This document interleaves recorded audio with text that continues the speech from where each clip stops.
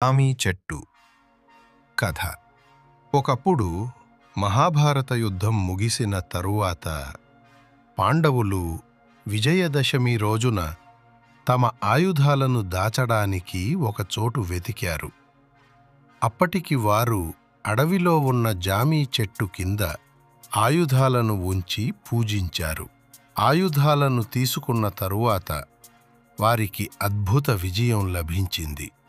అప్పటి నుండి విజయదశమి రోజున జామీ చెట్టుకు పూజ చేసి దాని ఆకులను సువర్ణంగా ఇచ్చిపుచ్చుకోవడం సంప్రదాయమయ్యింది. అర్థం: జామీ ఆకులు బంగారం ప్రతీక. ఆయుధ పూజ, జామీ పూజ విజయం, ధనం, శుభం కలిగిస్తాయని నమ్మకం.